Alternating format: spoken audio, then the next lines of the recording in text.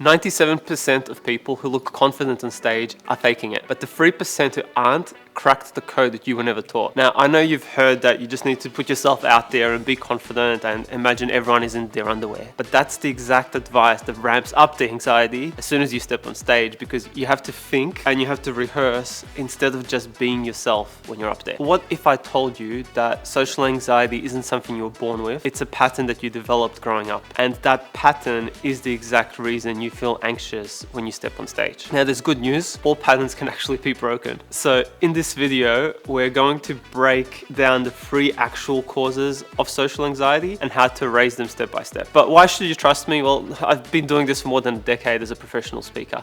And in my elementary school, I was actually very socially introverted. I was socially mute. I used to stutter, and I had to break the pattern of social anxiety multiple times in order to be where I am today. And I've helped thousands of people just like you who've been on my stages to do exactly that. So stick around till the end, because this last tip that I give you will make everything fit into place and just click for you. So cause number 1, you learned to prioritize safety over self-expression. So at some stage of your development, it became more important to feel safe inside your own skin than to honor the truth of who you are and your authenticity, and to really connect with people from that place. Now, this is normal, it happens to everyone, but it is worth looking into where did feeling safe become more important than being myself and expressing the truth of who I am. A lot of that old approach of thinking and rehearsing is designed exactly for that reason. It's designed to keep us safe. Because if I'm in my head and I know exactly what I need to read, it's like there's this bubble of safety where the intimacy, the connection, the energy from the audience isn't going to knock me out of my safety. As long as I can remember what to say, I'm going to be safe no matter what. And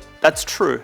You will be safe in your own bubble, and the audience is going to feel that. It's like going to have a coffee with a friend and they're reading a script at you from their head. It's safe, but there's actually no connection. And what's the purpose of speaking if we're not going to move into connection? We have to recalibrate what safety is and what it means in our nervous system. We have to be okay with dropping all those pre-rehearsed ways that we've learned to create safety in our system, and be okay with what happens when we go off the edge. Be okay with like not knowing what happens when we reach out and connect. And this is exactly the same process you've already been through. For you as a baby to take that first step, that was that sense of you don't know what's going to happen. You don't know if you're going to fall. And the same metaphor is what we're using on stage. It's about trusting yourself to open up and express from a deeper place and allowing that to be received. Now, at first, it might feel a bit vulnerable. It might feel a bit awkward, but as you get the hang of it, it's just like riding a bike. It's like, oh my God, this feels good to connect. And I'm not just speaking at them now, they're actually receiving what I'm saying. I'm being received through this process. Cause number 2, you've been trained to go into perfection and saying what's right as opposed to saying what's true. When we're stuck in this perfection, if there's only one way to get it right, that's a very, very, very thin rope to be walking. Like, it's terrifying, because anything you do that isn't on that rope of whatever right is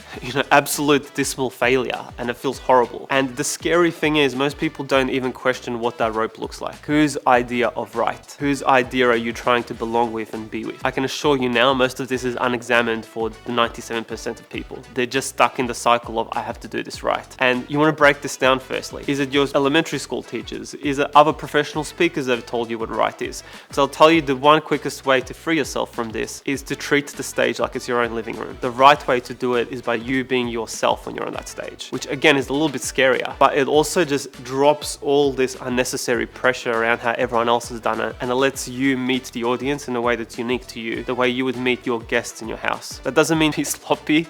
If your living room's a mess, clean it up. You want to welcome people in there with a sense of pride, but it does actually mean showing up to the fullness of that. You are hosting these people while it's your talk, and you get to be yourself when you welcome them into that space. Cause number 3, and a lot of people miss this one, you're managing energy instead of owning it. So what does this mean is, being on the stage is a very opening experience. It's a lot more than our nervous system has been used to handling. And a lot of the time, what you're feeling isn't just your own. That's why it can be overwhelming. People quickly spiral into like, oh my God, I don't know what to do. I've got memory blank, all of this kind of stuff. And consider that when you're on stage, you're experiencing the whole room as if it's yourself. And unless you start owning the power that's inherent when you're speaking on stage, it's going to keep overwhelming you. Or like in cause number 1, you're going to separate yourself from it. When you can start allowing it in and harnessing it and owning the bigness of who you are and what you're doing and how you're moving the room, it's never going to create the impact you're desiring. And this is also when the social anxiety completely disappears, because you're not trying to manage it, you're allowing it to run through you. If there's fear, you let the fear run through you. If there's nervousness, you let it run through you. And the presence that holds you from that place is the real power, because now it's like, instead of being a piece on the chessboard, you've become the chessboard, and you can move and do and say anything you need to do that's going to allow you to create